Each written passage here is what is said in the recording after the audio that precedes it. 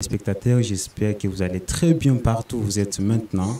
Ici, Mara TV, votre télé en ligne qui toque à votre porte par la voix de MC André Martial. Et aujourd'hui, je ne suis pas seul, je suis avec mes deux invités de marque, mes deux invités spéciaux. Je suis avec madame qu'on appelle Anne Chichi. Et monsieur qu'on appelle Gilles Herbert Sanzira. Messieurs, mesdames, vous avez compris les noms. Nous sommes avec Anne Chichi et Gilles Sanzira. Et aujourd'hui, nous venons avec un sujet riche en couleurs, riche à son genre et je vous jure, vous allez adorer. Et aujourd'hui, comme vous le voyez, nous sommes sous l'arbre. On est en communion avec la terre-mère et là, aujourd'hui, je vous jure, vous allez adorer.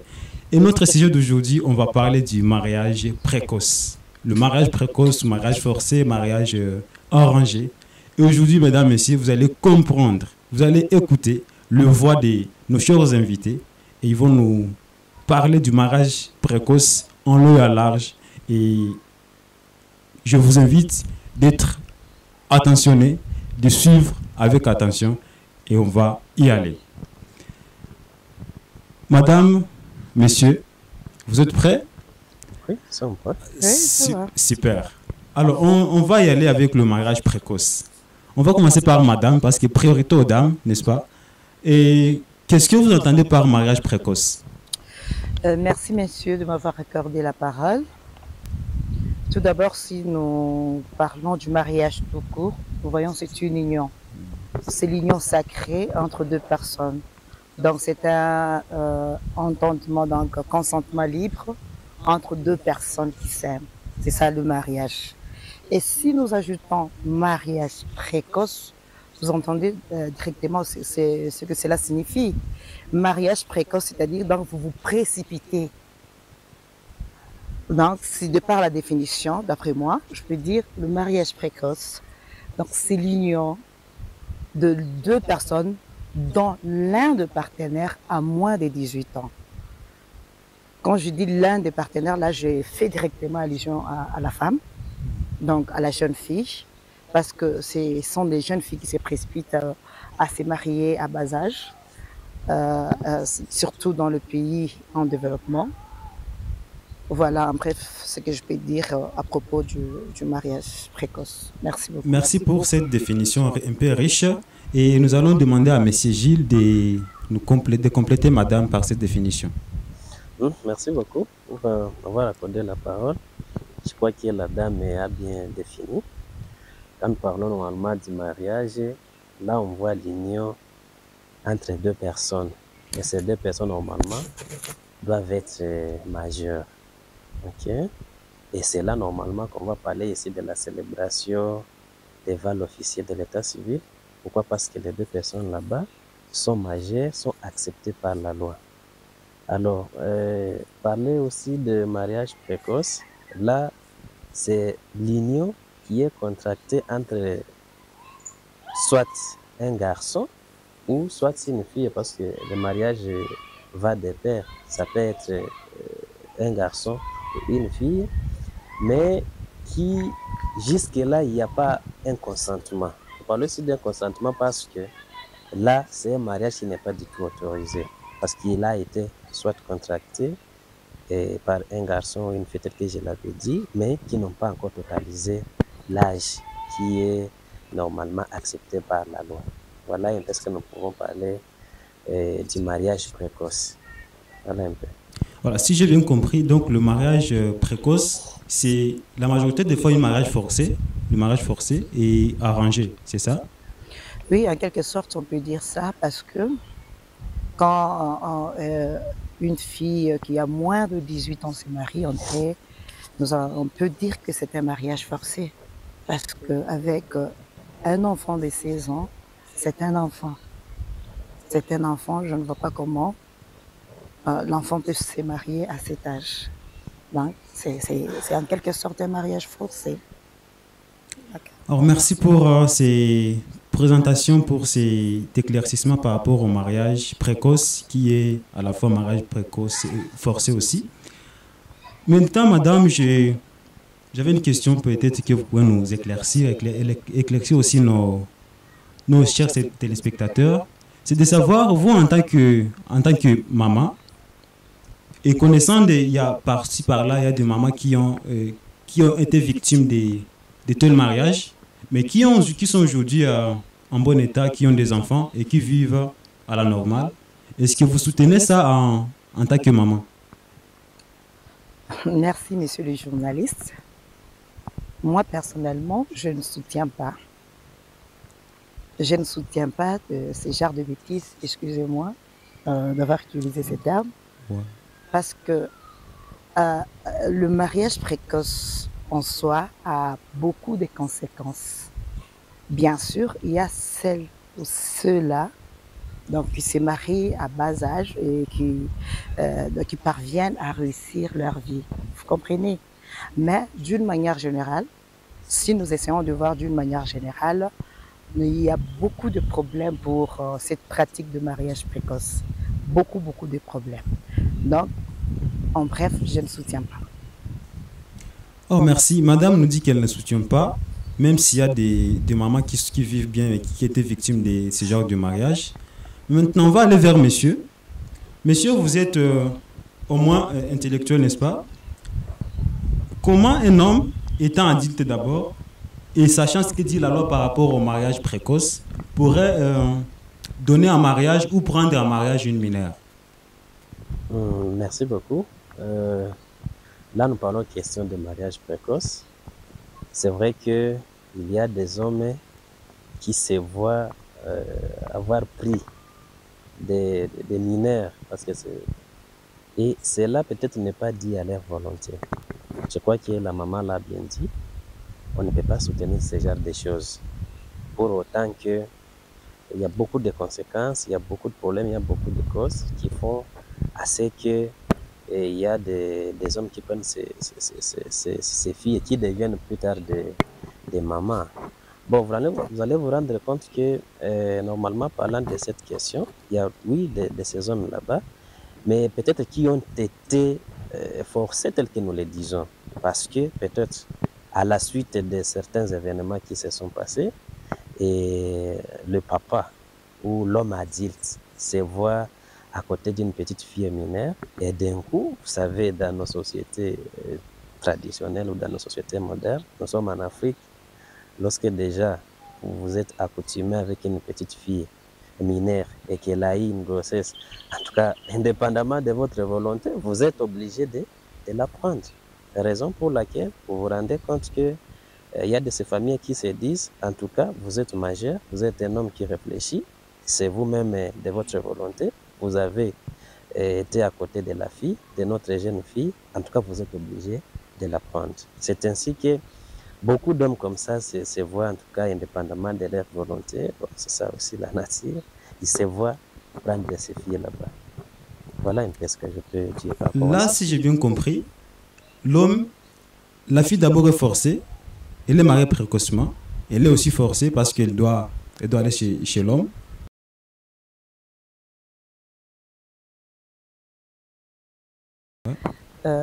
Dire qu'un homme se retrouve à côté d'une jeune fille, d'une mineure de 16 ans par exemple, et que la mineure la tombe enceinte, et que la famille oblige à l'homme de prendre la fille, là je trouve un peu ambigu dans son explication, puisque quand tu avais la fille, tu as vu la fille, tu l'as demandé par exemple l'amitié, si je vous permettez les termes, vous demandez et vous arrivez jusqu'à coucher. Est-ce que tu ne savais pas que cette fille est mineure? Est-ce que vous ne savez pas que c'est un enfant? Ça, c'est une question que je ramène chez mes... Ah, ça surtout. J'espère que vous avez compris. C'est la question que vous êtes adressée, n'est-ce pas? Oui, c'est ça, j'ai compris. Hein. Bon, c'est vrai que nous sommes en train de parler de cette question. Bien qu'il y a des hommes qui se voient avec ces filles mineures, ce n'est pas que nous soutenons. Et nous sommes en train de faire des analyses. Parce que, avec des recherches que nous avons pu faire auprès de ces papas qui se sont rencontrés avec ces filles là-bas, vous allez vous rendre compte qu'habituellement dans nos sociétés, parce que peut-être nous allons évoquer les causes, bon, certaines filles comme ça se voient s'habituer à ces papas là-bas, qui ont déjà l'âge majeur.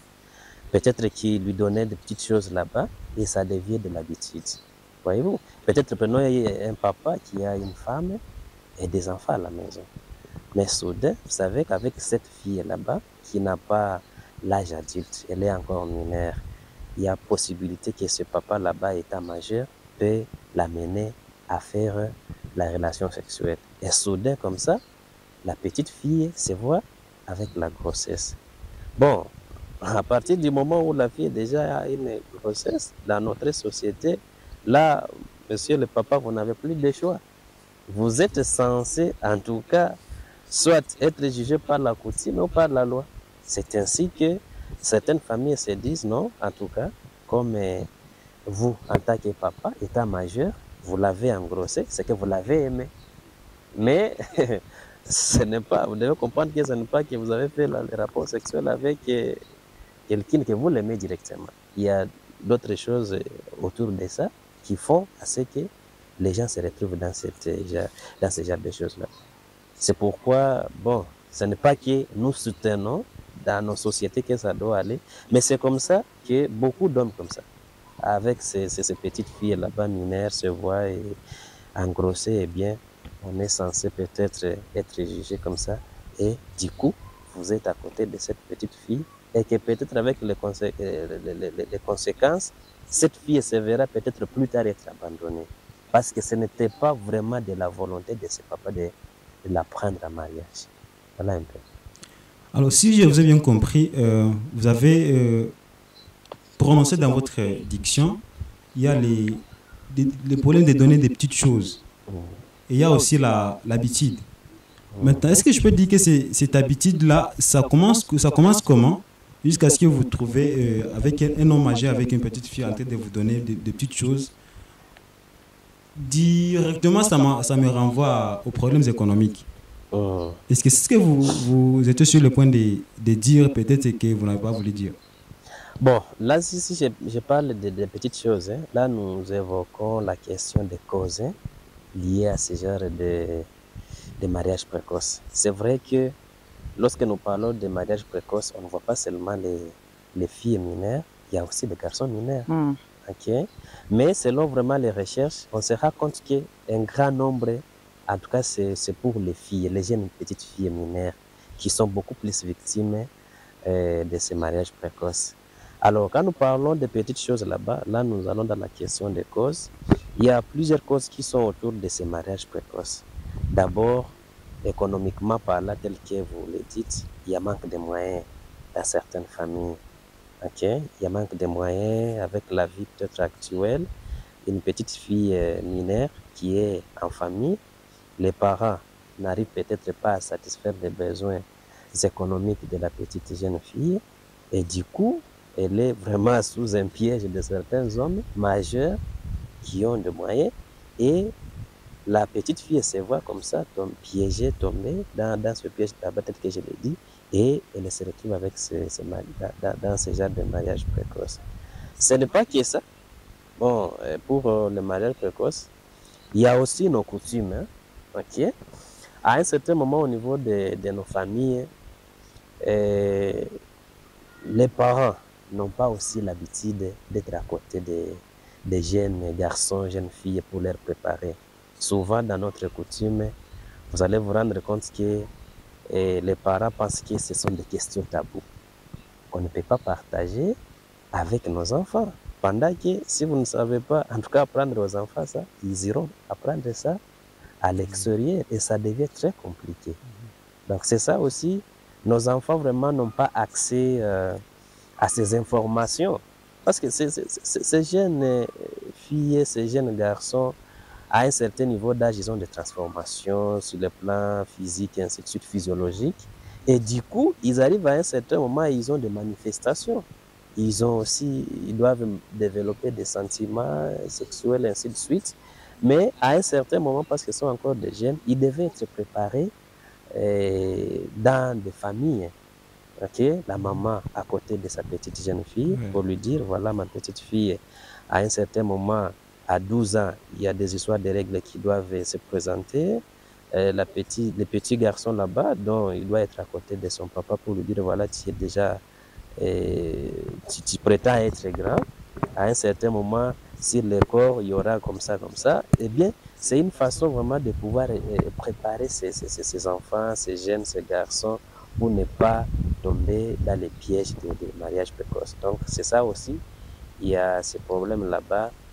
Non seulement ça, comme cause, il y a aussi l'entourage, tel que nous le disons.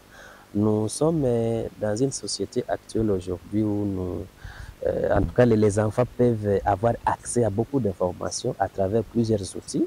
Par exemple, d'abord, les téléphones que ces enfants utilisent. Okay. Actuellement, sur les réseaux sociaux, vous allez vous rendre compte qu'il y a beaucoup d'éléments. Et l'enfant ayant un téléphone, qui toutes les fois, il voit des histoires de relations sexuelles, des films pornographiques qui sont sur les réseaux sociaux, l'enfant, toujours, il est à côté de ça, il doit voir, il doit consulter, à un certain moment, il doit pratiquer. Vous voyez tout ça? Tout ça, ce sont en tout cas les moyens, les causes qui amènent ces jeunes filles, ces jeunes garçons à contracter les mariages précoces. Voilà un peu. Si je vous ai bien compris, madame, et monsieur a parlé des problèmes économiques. Il y a aussi des problèmes d'éducation, là, parce qu'il y a les parents qui ne prennent pas le temps de parler aux enfants, ce qu'ils doivent savoir. Maintenant, est-ce que sur ces causes, avez-vous peut-être quelque chose à ajouter ou peut-être à contredire parce que on est dans un débat et vous êtes une maman, vous connaissez vraiment la vraie cause qui pourrait faire à ce que cette fille puisse se marier précocement parce que la majorité des fois, ça arrive aux filles. Hein. Ouais. Merci, monsieur le journaliste. Je n'ai pas à contredire, sauf que je n'ai qu'à se joindre à sa parole. Il a bien exposé, il a bien dit. Aujourd'hui, il y a diverses causes pour cette pratique de mariage précoce. Tout d'abord, il y a la pauvreté. La famille pense qu'en faisant marier sa fille très tôt, donc c'est une bouche de moins pour la famille. Donc, la pauvreté. Vous voyez bien. Attaquons alors les conséquences et voir quelles sont les conséquences de ce mariage forcé à la vie de la jeune fille, surtout son épanouissement dans la société. Merci, monsieur le journaliste, pour cette question. Voilà, je disais, je me joins à la parole de monsieur Gilles, qui avait déjà parlé de causes et des conséquences. Si je l'ai bien suivi. La jeune fille qui a été mariée précocement, de par les conséquences, de par les causes, j'avais dit que il y a tout d'abord, la jeune fille n'a pas droit à l'éducation. Quand je parle de l'éducation, je fais allusion donc à l'instruction, donc les études. Vous me comprenez? Ça c'est un. J'ai parlé de l'inégalité sexuelle. Sur ce point, la jeune fille qui a été mariée précocement n'a pas droit, donc se sent incapable de négocier des relations protégées. Hein? Donc elle est livrée, elle peut attraper facilement le VIH/SIDA, vous comprenez, parce qu'elle se sent incapable, elle se sent inférieure avec ça. Et aussi les conséquences de ça, la jeune fille devient pauvre, elle devient vulnérable parce qu'elle ne peut rien faire. Elle ne peut rien faire. Elle est incapable en tout, vous me comprenez? Elle ne peut rien faire. Elle devient vulnérable. Voilà, merci pour cette partie des conséquences sur la vie de la jeune fille. Monsieur Gilles, est-ce que vous avez peut-être à ajouter par rapport aux conséquences du mariage forcé à la vie de la jeune fille? Bon, oui, je pense que la dame a semblé dire beaucoup de choses à ce sujet. Bon, en tout cas, les mariages précoces pour les jeunes filles, les jeunes garçons, il y a beaucoup de conséquences. Mais par là, ici, des jeunes filles, parce que c'est là où il y a vraiment un grand nombre d'enfants qui ont contracté les mariages précoces. Bon, vous savez que la vie est faite à telle enseigne que pour chaque stade, il y a ce qu'on doit faire. À un certain niveau d'âge, cette petite fille là-bas qui doit aller à l'école, 12 ans, 13 ans, 14 ans, 15, 16 ans, vous comprenez? Ça, c'est une étape où la fille devait normalement aller à l'école. Mais brusquement comme ça, elle se voit avec la grossesse, eh bien, elle est obligée d'arrêter. Ça signifie directement là, elle ne peut plus évoluer. Et lorsqu'elle ne peut plus évoluer, là, au niveau de l'école, ça c'est vraiment une conséquence majeure pour autant que à un certain moment, même les responsables demain qui doivent gérer le pays doivent apprendre. Mais si on a obligé cette petite fille mineure d'arrêter d'avoir la connaissance au niveau de l'école, c'est vraiment une cause majeure. Non seulement ça, la maman a évoqué la question de la mort. Oui, c'est ça. Beaucoup de jeunes filles qui ont contracté le mariage précoce et qui se voient avec des grossesses, en tout cas, certaines filles arrivent à mourir au niveau de l'hôpital. Scientifiquement parlant, parce que, bon, la fille n'avait pas encore la capacité de supporter la grossesse. Ce qui fait que, à un certain niveau d'âge, elle est obligée, doit aller à la maternité, elle est peut-être obligée de faire beaucoup de gymnastique qu'elle ne pouvait pas faire si aussi longtemps qu'elle était majeure. Eh bien, beaucoup de filles comme ça doivent se retrouver, soit si elle a échappé, soit l'enfant qui est né ne doit pas échapper. Ça, c'est vraiment une autre cause. Mais aussi, il y a des délaissements. Les délaissements des responsabilités. Vous savez, ces papas là-bas, tels que nous le disons, qui ont engrossé ces jeunes filles là-bas, à un certain moment, ils laissent la fille. Regardez si, au niveau de la société, il y a une fille qui a été engrossée. À la suite d'être engrossée, elle se voit avec 2, 3 enfants. Elle est délaissée. Ces enfants deviennent des enfants de la rue parce qu'ils n'ont pas de papa. Et donc, qui doit prendre la charge de ces enfants? Ça devient un problème pour un pays, non seulement pour un pays, pour la famille d'abord de cette jeune fille. Ouais. Donc, la fille vraiment, elle doit se demander à ce stade là-bas, elle doit chercher quoi pour nourrir la famille. Donc, elle a des responsabilités avant l'âge, ce qui n'est pas du tout bien. Voyez? Mais aussi au niveau de la société, elle est sous-estimée. Vous le savez qu'à un certain moment, lorsque la jeune fille est comme ça, qui a eu la grossesse avant l'âge, il y a certaines responsabilités qu'on ne doit pas vous donner. Elle n'a pas accès à certains travaux, elle n'a pas accès à beaucoup de choses dans la société. Donc, elle reste à un niveau où elle demeure pauvre. Et aussi la génération ici de cette petite fille. Voilà, il y a beaucoup d'histoires qu'on peut évoquer dans cette problématique des mariages précoces au regard des jeunes filles. Et peut-être ça peut nous demander beaucoup de temps, mais voilà un peu ce que nous pouvons parler en matière de cette situation. Ouais, merci beaucoup pour cet ajout par rapport à ce que madame a dit, par rapport aux conséquences de ce mariage précoce à la vie de la jeune fille. Et maintenant, peut-être je voulais qu'on interroge ce que dit la loi ou ce que dit la religion par rapport au mariage précoce. Peut-être que pour que je sois un peu précis, quel est l'âge précis, quel est l'âge exact pour se marier? L'âge est autorisé par la loi. Merci, messieurs les journalistes. Je suis un peu profane à ce niveau, mais ce que je sais, la loi n'autorise pas les mineurs se marier. Ça, c'est ce que je sais. Mais ce que je peux dire, on peut tolérer à l'âge de 18 ans, là, l'enfant devient citoyen ou bien citoyenne. L'enfant peut faire au moins quelque chose à l'âge de 18 ans. Enfin, la loi autorise au moins quelque chose. L'âge qui est autorisé par la loi, c'est 18 ans. Voilà. Là, on est au Burundi et je comprends que l'âge autorisé pour que l'enfant puisse prendre des décisions, puisse décider qu'il peut se marier ou non, ou qu'elle peut se marier ou non, c'est à l'âge de 18 ans. Maintenant, Monsieur Gilles, est-ce que c'est à ce propos que tu avais ajouté, ou peut-être tu pourrais aussi interroger la religion, que la religion nous dit par rapport à ça? Bon, je n'ai pas assez à ajouter parce que la maman l'a bien dit. La loi est claire à ce sujet que celui qui doit contracter le mariage, c'est une personne majeure. Et la loi dit, celui ou celle qui est majeur, celui qui a déjà totalisé 18 ans. Bon, pour les notions de mariage, hein, on autorise à une fille déjà qui a 18 ans de se marier. Pour les garçons, c'est l'âge de 22-23 ans. Ah oui. Okay, c'est ça la loi.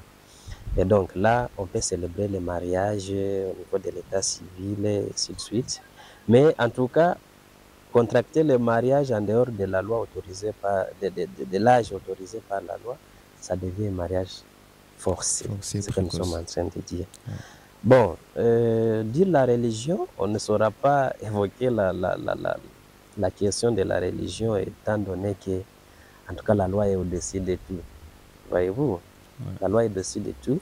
Et d'ailleurs, vous le savez, dans nos sociétés, à partir du moment où vous avez déjà célébré le mariage devant l'officier de l'état civil, c'est là que la religion vous autorise de célébrer aussi les mariages à l'église. Ah oui. Ce qui fait que, en tout cas, la religion, l'État, ils vont de pair. Ce qui a été autorisé par la loi est déjà aussi autorisé par la religion. Ah oui. Voilà un peu. Si je comprends bien, et si nos chers téléspectateurs comprennent bien, c'est que c'est la loi qui passe d'abord avant la religion, et la religion va se conformer à ce qu'a dit la loi. Maintenant, on est en train d'atterrir petit à petit dans notre discussion d'aujourd'hui. Peut-être on a des gens qui par-ci par-là qui nous suivent, il y a des parents, il y a des filles qui étaient victimes de cette situation. Il y a même qui sont des parents aujourd'hui qui sont victimes de cette situation. Maintenant, quelles seraient les solutions palliatives? Quels seraient des conseils qui pourraient peut-être aider à faire face ou à limiter ces genres? Parce que on dit, quand je dis limiter, parce que tu vois, c'est ne pas vraiment les terminer tout de suite, mais c'est peut-être limiter le nombre de ces cas. Maintenant, qu'est-ce qu'on pourrait conseiller aux parents et à ceux qui ont été victimes de cette situation pour qu'à la prochaine, on ne puisse pas avoir des cas comme ça? Je commence à madame. Voilà, merci beaucoup, monsieur le journaliste. Le seul moyen de lutter contre cette pratique de mariage précoce, c'est l'éducation de nos jeunes filles. C'est l'éducation de nos jeunes filles, tout court. Il n'y a pas autre moyen. Amenons nos enfants à l'école, parce que la fille peut faire aussi comme le garçon. Donc, les histoires là de mariage précoce, si nous amenons donc on fait marier nos enfants à bas âge, c'est pourquoi nous voyons les inégalités sexuelles. Or, ce que l'homme peut faire, la femme peut faire aussi. Hein? Aujourd'hui, nous voyons, il y a des femmes ministres, il y a des femmes directeurs, il y a des femmes directeurs, il y a des femmes ministres, il y a des femmes entrepreneurs, il y a des femmes d'affaires, vous voyez. Donc, ce que je peux conseiller à mes amies femmes, c'est arrêter l'éducation, de faire marier nos enfants à bas âge. Décourageons cette pratique puisque ça n'a aucune importance.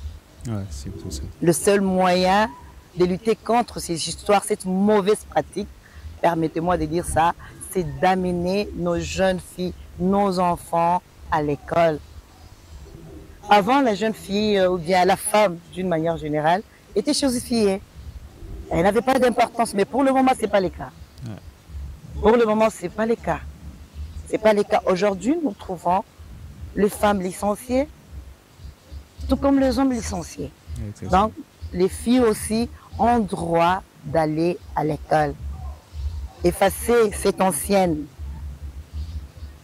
habitude de dire à nos enfants, à nos petites filles, oh, toi, tu restes là, bientôt là, on va te prendre en mariage. Ce sont les histoires à décourager. S'il y a eu une maman qui fait encore ça, qu'elle arrête. Parce que elle n'aime pas sa fille, elle l'amène à la mort, elle l'amène à la pauvreté, elle l'amène à être vulnérables. Ouais. C'est ce que je peux dire. Merci. Merci beaucoup pour ces conseils. C'est un peu riche. Hein. Je pourrais peut-être demander à M. Gilles s'il avait à ajouter par rapport à ce que Madame a dit pour atterrir dans notre discussion d'aujourd'hui. Oui, merci beaucoup, monsieur le journaliste. Nous avons beaucoup plus à dire en matière de pistes de solutions parce que nous l'avons dit au préalable que cette pratique là-bas n'est pas autorisée et il y a beaucoup de causes, il y a beaucoup de conséquences. Il y a vraiment intérêt que nous puissions évoquer les pistes de solutions. Bon, la maman a bien dit l'éducation. Oui, c'est ça. Je soutiens cette idée d'éducation. Et cette éducation doit commencer en famille. Voyez-vous? Parce que si l'enfant doit aller à l'école, mais nous devons comprendre que l'éducation de base, c'est au niveau de la famille. Nos parents doivent faire un effort pour prendre les moments à partager les notions de préparation avec leurs jeunes filles et leurs jeunes garçons. Cela va aider parce que l'enfant à un certain niveau est sous la responsabilité des parents. Vous n'allez pas seulement vous limiter à donner à l'enfant à manger, à s'habiller, non. Préparez aussi. Comment vous préparez? Quels sont les conseils que vous donnez aux enfants? Parce que l'enfant, lorsqu'il lui donne l'éducation, c'est pour d'abord l'aider, être utile pour lui-même d'abord et pour la société. Raison pour laquelle cette éducation doit commencer en famille. Donc, en tout cas, je soutiens le fait que cette pratique doit commencer en famille, mais aussi au niveau de l'école. Heureusement que dans beaucoup de programmes ici au Burundi, il y a des notions là-bas qui doivent préparer les jeunes filles. On doit aussi, actuellement, nous sommes dans une société moderne où nous devons dire à l'enfant ce qui se passe. Parce que si vous ne lui dites pas, il va chercher. Et ce qu'il va chercher, ça va l'embrouiller, ça va l'amener à être bizarre, ce qui n'est pas bon. Au niveau de l'école aussi, parce que c'est l'éducation qui doit suppléer celle apprise à la maison, on doit arriver à préparer, donner des informations, la connaissance qui concerne la vie, ainsi de suite. C'est dans la situation toujours d'amener l'enfant à une bonne préparation. Non seulement ça aussi, hein, l'État doit aider la population à vulgariser les textes. Ouais. Voyez-vous, parce qu'on dit souvent que nul n'est censé ignorer la loi.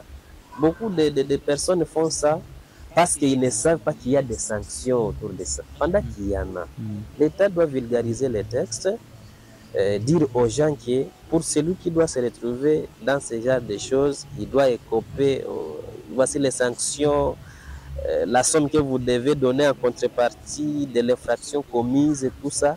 Au niveau de l'État, ça c'est vraiment l'État qui doit nous aider à vulgariser ces textes. Ok? Bon, non seulement ça, les parents doivent faire un effort pour prendre vraiment les responsabilités à main. Nous l'avons évoqué que la cause majeure de cette situation, c'est la pauvreté. Voyez-vous, à un certain niveau d'âge, les enfants sont sous la responsabilité de leurs parents. Si c'est que l'enfant a manqué auprès de ses parents, on ne peut pas espérer avoir ça de l'extérieur. Et ce qui vient de l'extérieur va toujours détruire l'enfant. Ça nuit. Oui. Et donc, à un certain moment, les parents doivent vraiment veiller, prendre les responsabilités. Ce que l'enfant doit demander, il doit en avoir. Mais aussi au niveau de l'État, parce que la population aussi appartient à l'État. Ouais, c'est l'État qui doit aussi octroyer donc les tâches, les travaux à faire par les parents. Parce que c'est là le fait qu'il y a aussi des parents courageux qui arrivent à manquer l'emploi. Voyez-vous? Et c'est là, ça doit faire en sorte que l'État doit regarder ce qu'il doit faire pour occuper les parents. Okay? Même les jeunes filles qui ont déjà totalisé l'âge, 18 ans, 20 ans, et ainsi de suite, pourquoi pas.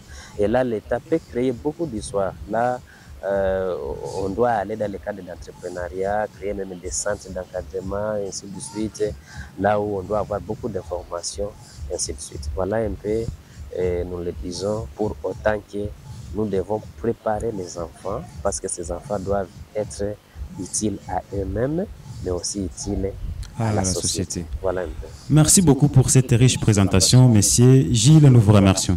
C'est moi aussi qui vous remercie. Merci beaucoup, madame.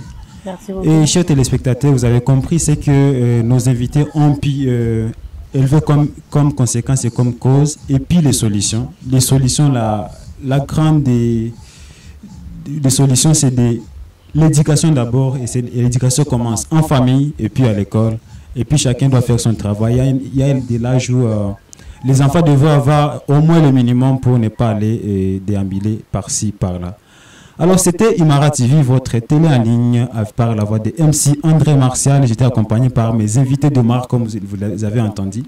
Alors, mesdames, messieurs, n'hésitez pas de nous signaler dans les commentaires ce que vous pensez par rapport à ce débat d'aujourd'hui. Et je vous dis, prenez soin de vous. N'oubliez pas de liker, de commenter, de partager au maximum cette vidéo. Et nos vidéos, ça nous fera chaud au cœur. Je vous dis, prenez soin de vous. À la prochaine. Bye.